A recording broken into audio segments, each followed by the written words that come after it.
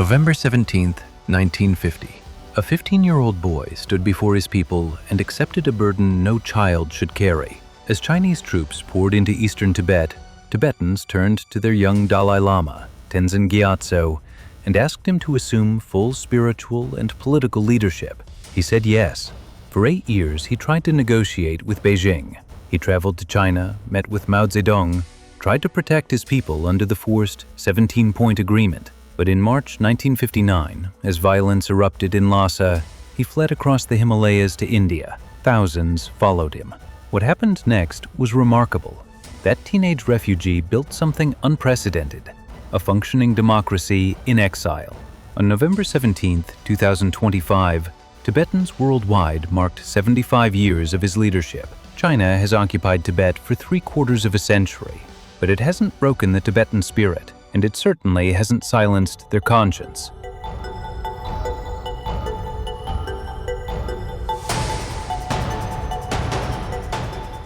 What do you do when you lose your country? The Dalai Lama had an answer: build a better one. In September 1960, just months after reaching India, he established the first elected body in Tibetan history.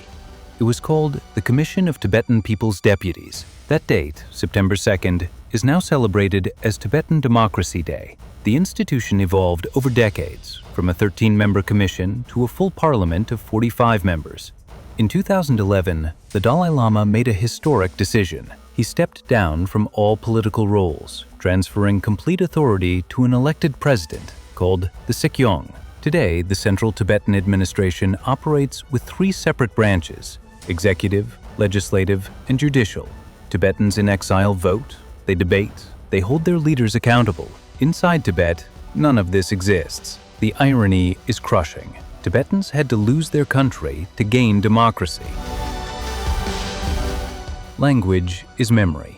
Religion is identity. Culture is resistance. Tibetans in exile understood this from day one. The Central Tibetan Administration established 262 monasteries and nunneries across India. They built schools.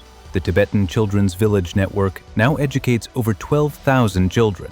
They founded the Tibetan Institute of Performing Arts to preserve traditional dance, music, and opera. Students learn Tibetan language, history, and Buddhist philosophy alongside modern subjects.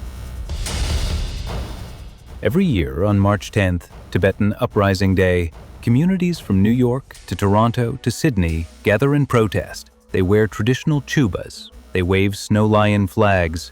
They refuse to forget. Inside Tibet, China runs colonial boarding schools where 80% of Tibetan children are separated from their families and taught in Mandarin.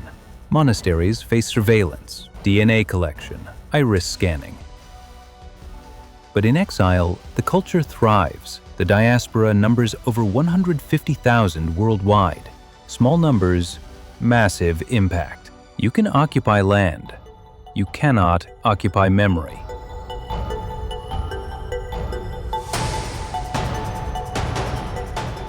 At 90 years old, the Dalai Lama recently addressed the elephant in the room: his succession.